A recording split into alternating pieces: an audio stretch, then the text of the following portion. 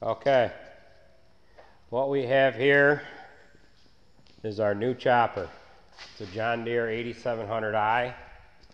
It replaced a 7780 that we had.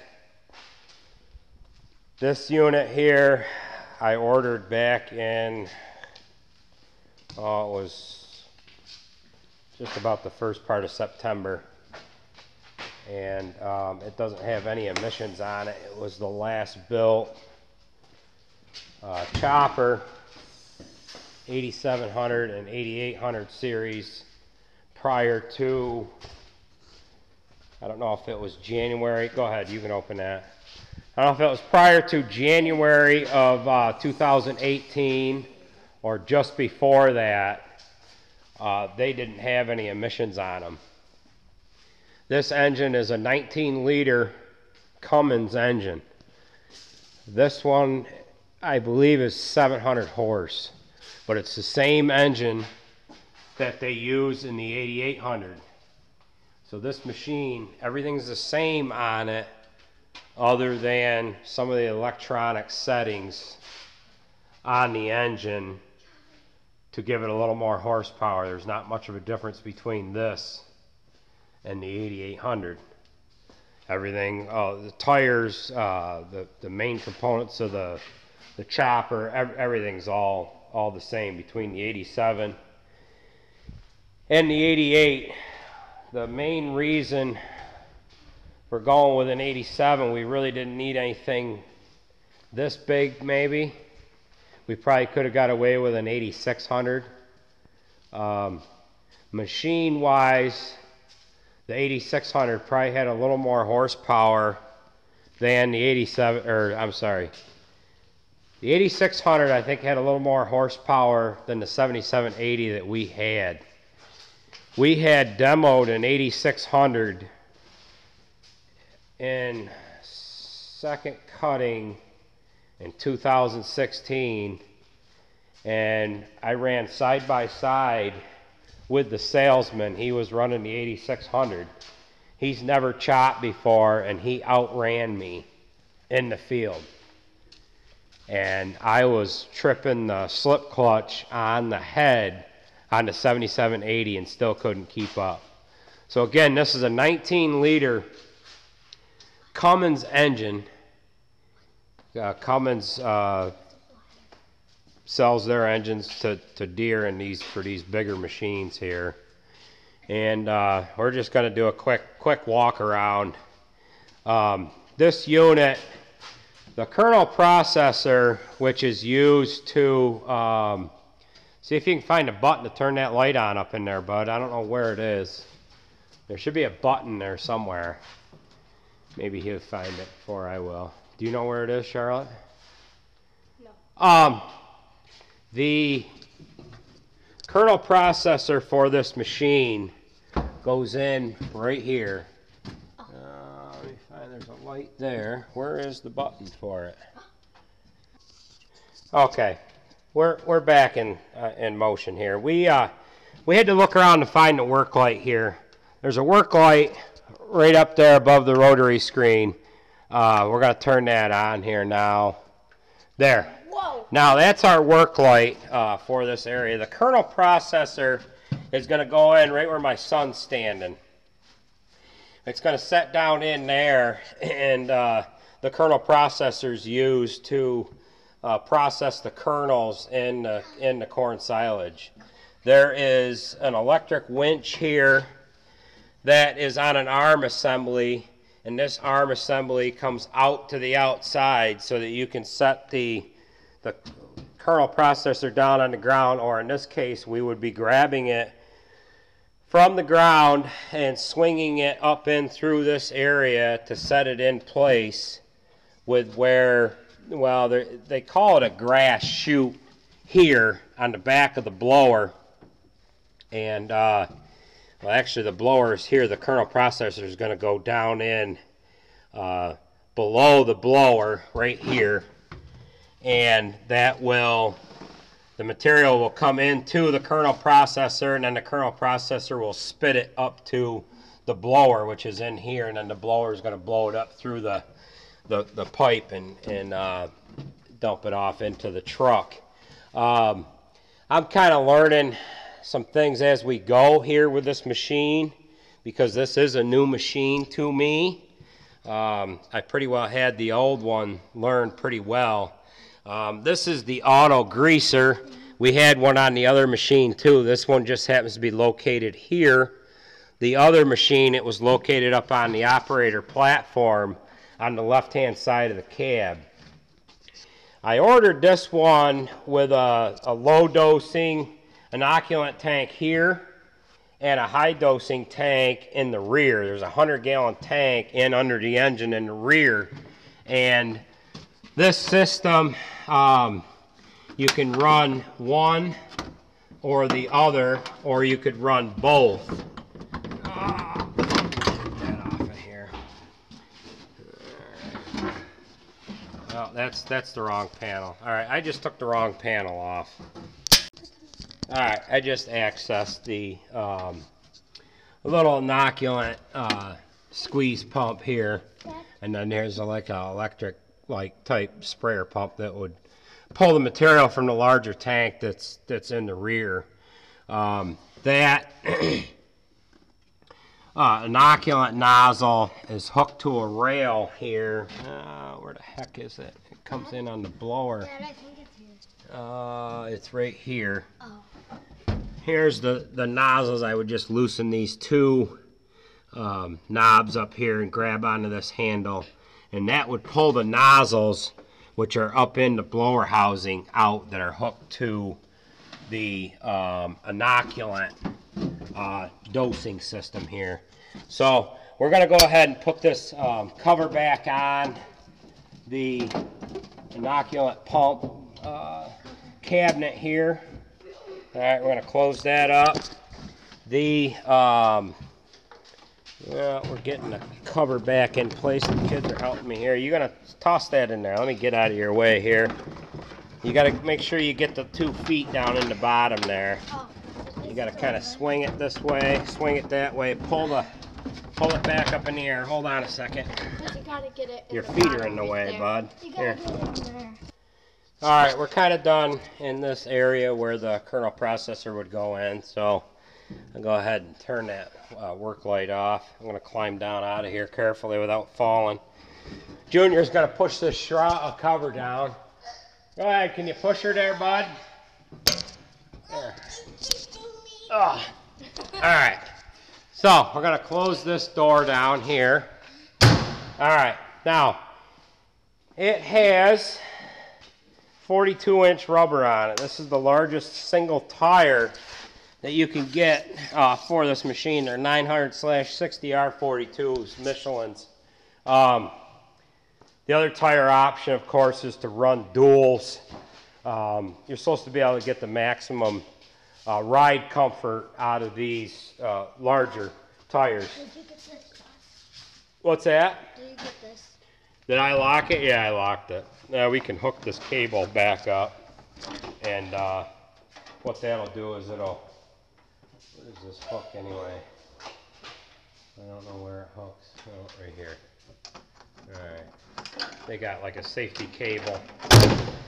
They got a safety cable on there so that if it opens up in the wind or something, it doesn't just end up flying off of it. Now, these shrouds that are above the fenders here, these fender flares, they come out. There's also a door that opens up on this right-hand side to be able to access your batteries. Now, I didn't know it. The other machine was a 12-volt system. These new choppers, I don't know if it's just the 87 and the 8800, but they are 24-volt systems. There is one battery in the rear here that runs just 12 volt, and then these other two are hooked in series to make the 24 volt system. So we have to be careful of that, any electronic equipment. We got to make sure we're hooking it up in the right spot here. So there is also a master switch to turn off all battery power right here. They say after about 28 days, it will have drained the battery sufficiently enough to have drained the system to the point where it won't start on its own. This tank here is for, it's a 100-gallon tank for the high-dose inoculant system. If you were to put, maybe you'd want to put 100 gallons of water in there with a concentrated inoculant up in the other tank, and you can combine the two that way. There's another compartment on this left-hand side, and if you fold this forward, we'll be able to open this right up. Now, this section here, you want to hold that camera for me? This compartment here, they give you a tray to put a toolbox on. I didn't order the John Deere toolbox to go in this, but I think I'm gonna, because this toolbox doesn't fit this tray good enough.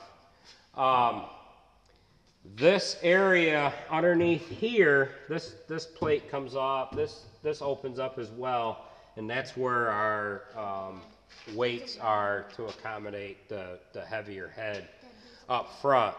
Another thing that they offer here too, I think this holds about 3 gallons. There's a little spot to put a bar of soap right here, but there's a little, I don't know how this turns on. There it goes. A little water tank on here with a nozzle to maybe rinse your hands off with or something. So that's kind of a handy little feature to it. I didn't order this chopper with a compressor on it. Yes, sir. Yeah, they give you a ladder to, yeah. This ladder here, let me show you. Yeah, wait a second, I gotta pop it off here. Pop it up out of there. Wait a minute, I gotta get it up out of this plant. There. Now, this ladder you can hang in a couple different spots. Here's one of them here. And this would give you the ability to climb up into the machine. How did you get up here without the ladder? He walked through. And then I got in the tire and then I just... How much did we pay for this ladder? I don't need it, do I? No? Okay. All right. That would just give you the ability to get up into the engine area and maybe add engine oil. I don't know, maybe you want to get up there to service the air cleaner. Again, I didn't order this with, you can order this machine with a compressor. You could order this machine with a compressor already on it, and I did not order that way. You want to use that ladder and climb down, bud? You should turn around, climb down the ladder backwards so you can hang on to something. This ladder's got 3 spots along the back that it can be used here. We can pop it off of here, we can hang it here, and we can hang it over here. If you really need to, you can hang it on this. Well, I don't know if you want to hang it on there. I have to build, before we get into chopping corn, the salesman gave me a real neat idea on an idea of what to build for a bumper. These plugs come out, and there's 3 threaded holes there, and there's 3 here.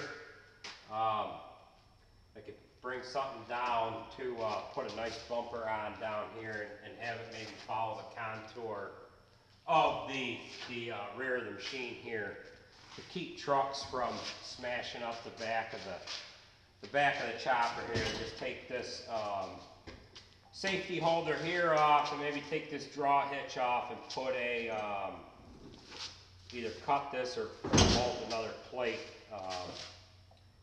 up on the bottom of that to weld into a heavy piece of rectangular tubing. So we got to do that here between now and when it's time to chop corn.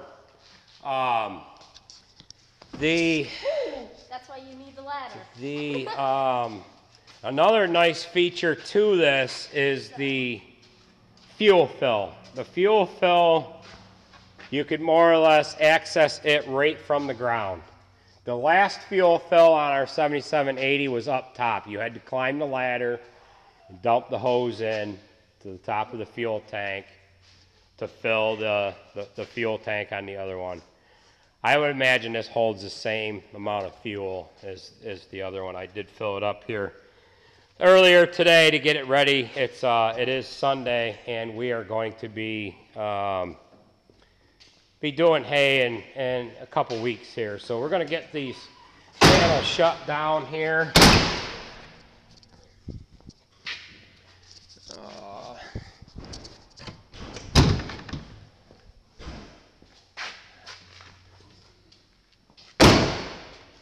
Okay, we just want to talk about a few things on this hay head. This hay head is like 13 feet. There's only one hay head that's bigger than this one. I believe it's 15, and that's a little unnecessary. But this hay head has got an auto luber on it that will automatically lube the drive chains, which are all on this left-hand side. There's just little brushes. Well, this one doesn't have brushes. It's got a large piece of felt. The other head had a looked like a parts cleaning brush, and it just hung on the chain. I do see they're using a larger chain. The old head had an 80 roller chain. That looks like it's a 100. Yeah, that's got to be a 100 chain. We've actually got an 80 for that other chopper hanging upstairs there as a spare ready to go. And I wonder what they're using for a drive chain for the pickup head teeth, because I've got another one of them up there too, a 60. They probably went to an 80 down there, I'm not sure. Okay, now this hay head has got the this coupler is kind of like a combine. I don't know what kind it would be exactly, but we've got a coupler somewhat like that. They call it a faster coupler. It's just a multi coupler that goes together with just, it's kind of like a one function like type thing. Now back up out of the way there a little bit, Junior. Now the old chopper had a power shaft that that coupled on to drive the head. This has got a direct coupler on it, kind of like the wings that are on the corn head kind of got this same type of a coupler. So all I do is just drive in. Here's the main power shaft right here. It's going to run the hay head and or the corn head. We've got a 10-row Kemper corn head for this too, and it's going to have that same drive coupler. This has just got a single lever. Well, it locks on both sides, but it's just got a single lever that's going to drop the locks down rather than sliding a couple of pins like we had to on the other one. All the business is done on this side of the head. All right, if you guys want to step back for a second, maybe you can run the camera, Charlotte.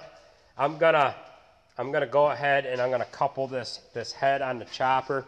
There's a slightly different design to the drive rolls. The what do you call it? The auger on this head is almost like a chevron. I don't know if you call it a chevron design or what, but what is it? Only got 3 paddle sections.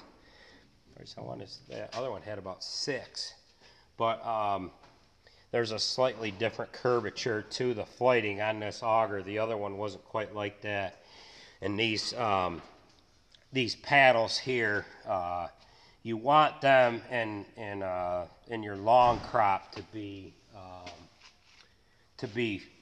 mounted on here this way, and then when you get a shorter crop, you'd flip these over and have this serrated bear claw end out. If you have it the other way around, this auger will wrap with long material, and it wreaks havoc on the auger drive system.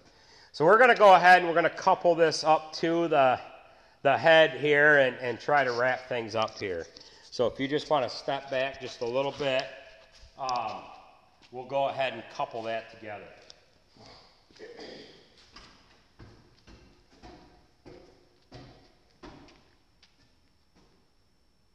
Here, come up here for a second.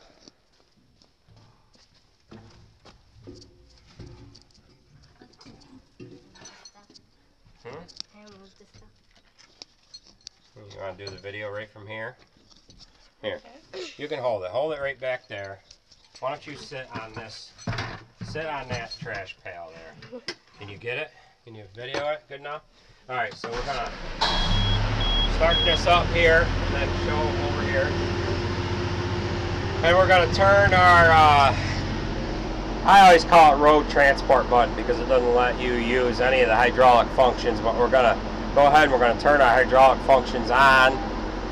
We're going to release our park brake, and my daughter here, she's going to stand down on the ground and video it as it's coupling onto the chopper. You go ahead and video.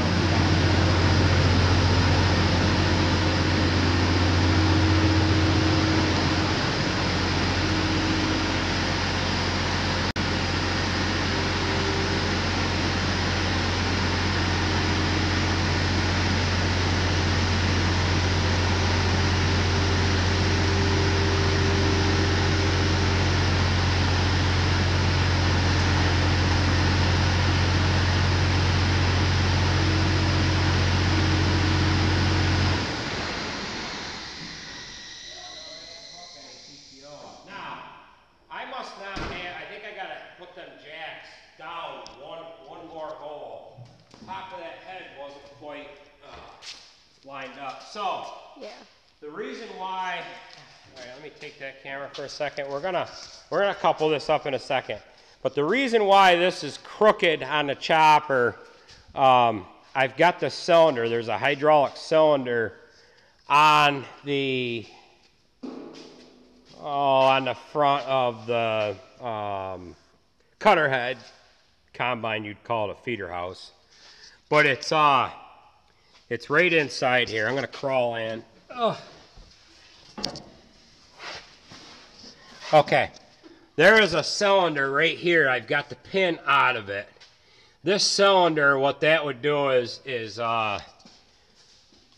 it would run the corn head when you have Contour Master turned on your corn head. Contour Master, it's somewhat combine talk. But what that'll do is there's feelers on each corner of the corn head, and what that'll do is the corn head will follow the contour of the ground. So we don't want this header plate to run rigid. We want it to run non-rigid because these wheels that are mounted on the front of this hay head are going to follow the contour of the ground. So we want this head to be able to float with the ground. So that's why it's cocked right now. I could probably lift up on one side of this head and have it tilt the other way. It just happens to be this left-hand side, because it's the driven side, is a little heavier than the other. Now, in order to lock this head on, I'm just going to grab this lever. It's almost like locking a bucket on a skid steer, on a quick attach pad on a skid steer or something. And that's all there is to that. Now that the head is locked onto the front of the cutter head, the drive shaft coupler is mated up with the hay head drive gearbox down there at the bottom there. So now I'm going to hook up my hoses that run my compression sheet. You want to go ahead and take that? I'm going to hook up these hoses now that run the compression sheet that's on the front of the chopper here, and it also puts my wheels in and out. This compression sheet we can explain here in a few minutes. I'm just going to line up my guide pins into this hydraulic coupler here. The hoses are a little stiff. I got them lined up. I got my handle pushed over. Now I'm going to lock this on. Alright, so we got that locked in. Now I'm going to jump out of here. I'll raise my jacks.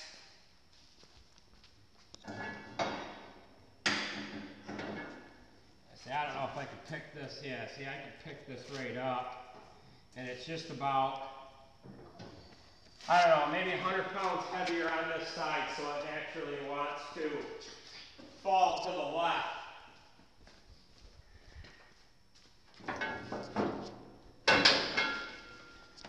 Okay, so we'll go through a couple things in the cab here.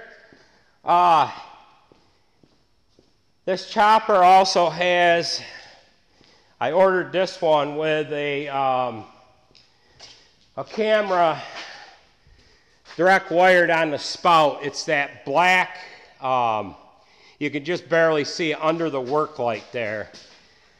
That camera will enable us to be able to watch the material flowing into the truck, whether we're chopping behind the chopper, opening up cornfields. There's another camera right there. This will give us the ability to watch the front of the truck when the truck is behind the chopper and we're opening up cornfields and or having to hook a chain on. We usually pull trucks out with the chopper when we're stuck. Now, another camera that they have on this chopper is that, well, right on the yellow part of the neck. It's green in color, and they call it the auto box filling camera. What that does is it measures the perimeter of the box, and it will, depending on how you have your load strategy, there is the, I don't know if you want to call it the computer for it. That's for the auto box fill. Now, they put it on this chopper as a demo, and that is this camera right here. $10,000 for this auto box function. Now, this chopper also has a harvest lab on it, and that is mounted underneath this cover. That measures the moisture. It measures the sugar content, the protein content in the hay. It does a lot of it does a lot of measuring of the crop. How it's measuring the moisture, and it's there's a potentiometer on the feed rolls that measures how far open those are, and it can measure yield that way according to your ground speed, your amount of moisture that is in the crop that you're chopping, and it instantaneously gives you a yield rating based upon it gathering all that information. It's quite a complicated system to talk about in a short video like we have here. We're just going to go through a few things in the cab here. I did mount my CB. The other chopper, I had the CB mounted in behind the seat here, which we don't change the channel a lot, and I kind of like laying the mic cable kind of across my lap, and then I would just grab the mic when I needed it to talk to the truck drivers. This one I've got mounted. I've got to tuck these wires in behind the post. I've got to get some wire holders that'll stick on so I can neatly push this wire up in behind the post there. But I decided to mount this one underneath the radio. I could kind of see it. I've got a mic cable hook up here. I was going to put it hanging from here, but it kind of was in the way of looking at my corner post unit there. This is on a retractable mic holder. I haven't decided if I like that one right here. I can just reach up and grab it and yell and scream and do what I do best here. I haven't figured out what I'm going to do with that. Got a nice cup holder on this side. This rail here, this is where I'll end up hooking the 2630 display.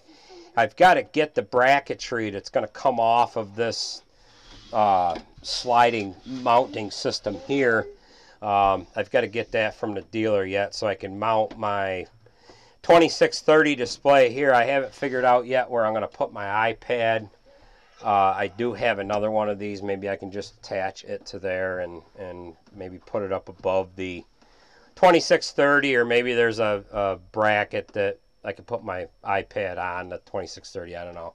This is my JD Link cable. This is the Ethernet cable that will hook to the back of the 2630 display, and that's just going to enable all my harvesting information to I'll be linked to the cloud and go into my John Deere, and so I can collect my data that way. One of these is the camera port, and the other one is the data port. Imagine with the amount of wires, this one must be the camera, and this is the data port that's going to plug into the back of the 2630 display. I'm going to start this up, bud. So we're going to go ahead and start this up. I'm just going to go through a few of the functions here.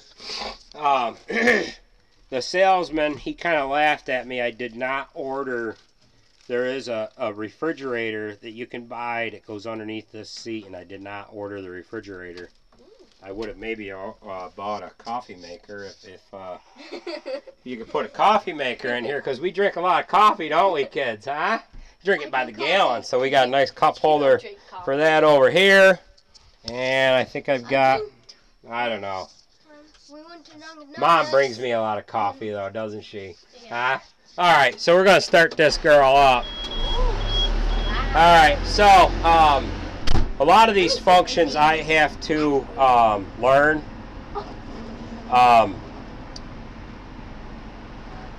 These functions run various things. Automatic header up. Let me turn that on. Header down. That's going to automatically put the head down into the position I'm going to want it while I'm chopping hay. Button 3, you would have that. Button 3 is set to a desired height. Then I bring the pipe up out of home here. Then I can turn my pipe back and forth, left to right, with that button, and then my spout up and down, chopper forward. Cutter head forward, cutter head reverse, auto steer, emergency stop. And this is for the auto box filling. Active fill is what it's called, and that system has to be calibrated by the dealer yet, so that function's not quite working. So we'll go ahead, we'll engage the cutter head. So the cutter head's in gear now.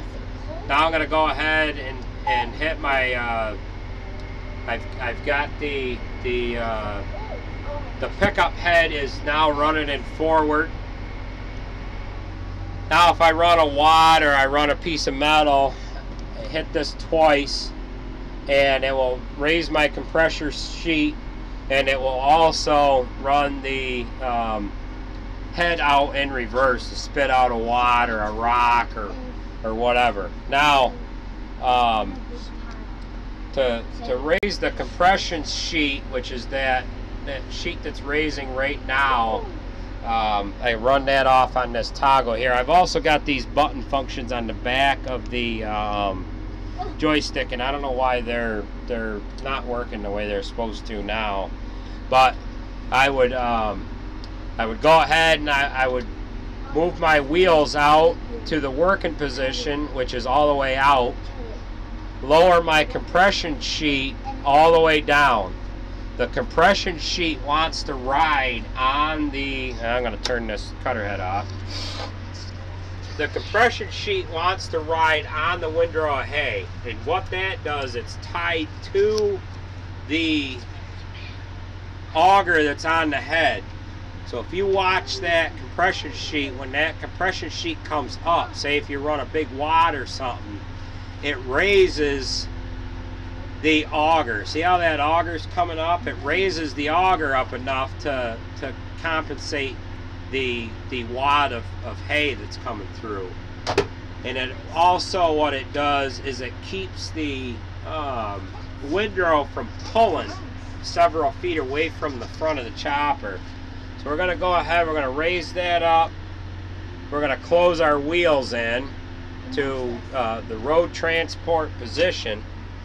Now whatever you do, don't let that screen go all at once there. Go ahead and put that up. So I think that's gonna about,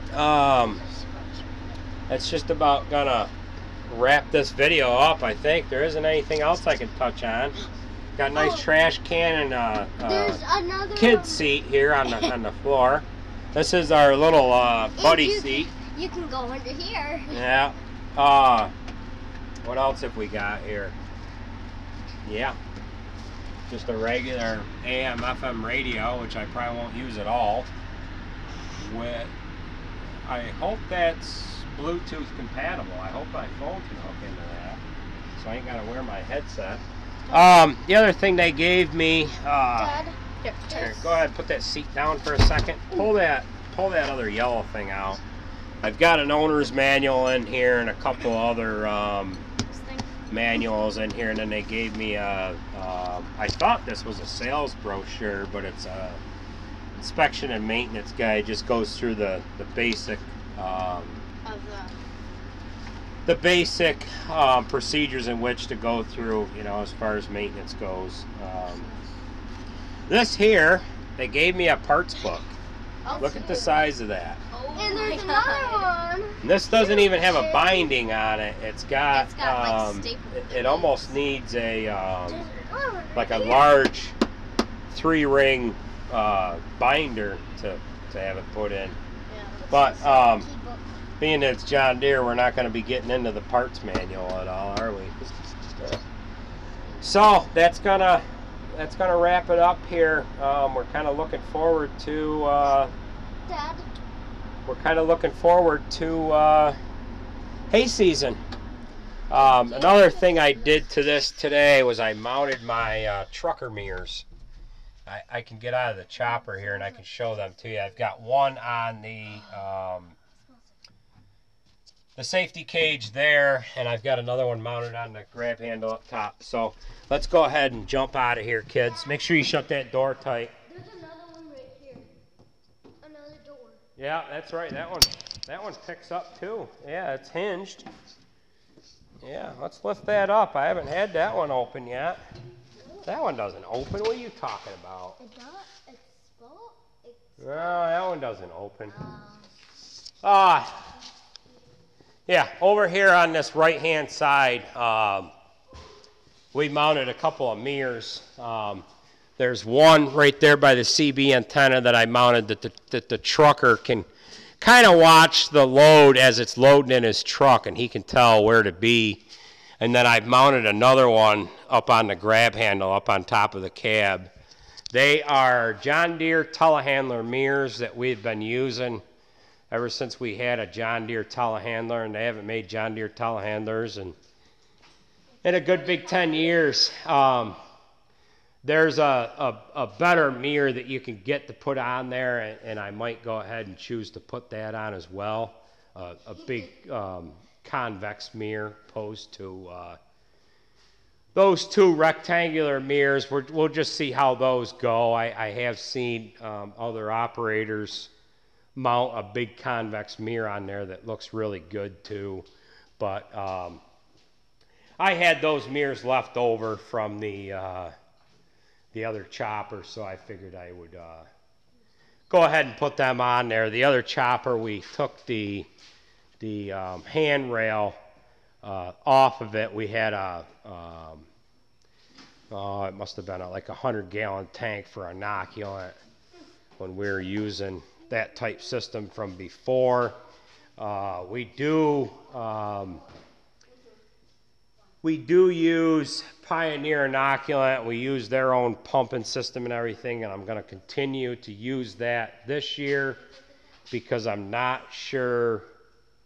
I don't have, until I get that system that's on the chopper calibrated, I wanted to continue to use the Pioneer pumping system just because I know how that works. I am not familiar with this system at all, and I'm a little leery of it. Other than that, the kernel processor is going to go in and out of this chopper a lot easier. The other chopper, if I rushed myself, I could never get it in or out any quicker than 45 minutes. And it was just miserable work, climbing in and out and around, on the right-hand side, crawling in underneath the cab and putting belts on and pulling grass chutes out and doing all that crap. So I'm kind of looking forward to not having to do all that climbing. I'm getting old enough now that I shouldn't have to do that as much anymore. I've changed a lot of them KPs in and out. John Deere's been real good to us, and we've had real good luck with John Deere choppers through the years. That's why we bought another one. There wasn't anything wrong with the other chopper. It was just due to trade it in, just like everybody trades their family car in. You run it so long, and you end up trading them off and moving on. There was enough equity left in the other one to make it a nice machine for somebody. So I'm going to go ahead and turn my main power off here so the battery doesn't go dead. Lock that up. That one didn't close tight. You got to close it and you got to lock it. So this machine ought to chop some stuff. That other one would. This one's going to chop more. All right. What's that? Do you have to turn those wheels? When these wheels oscillate on their own, they might lock up. That's locked right there until it comes up. And then once it comes up, it'll turn. We've got to adjust these yet. What's that? The other one, remember, it would keep getting clogged, like right here. Yeah, it would wind up a little bit. Yeah. So we had to buy a new head, a new grass head, and a new corn head because this machine is completely different from the 7000. We had a 7780 before this one and a 7750 before the 80, and those heads would go back and forth. I think the Alt series, the 50 and the 80s were all the same. The very first chopper we had, self-propelled chopper, was a 6750. We ran that chopper for a year, traded it in for a 7300. We ran that 7300 for a few years, traded it in for a 7450 Pro Drive, and then we went into the large body the large body 7750 after the 7450. Then we went to the 7780, and then here we are today with the 8700.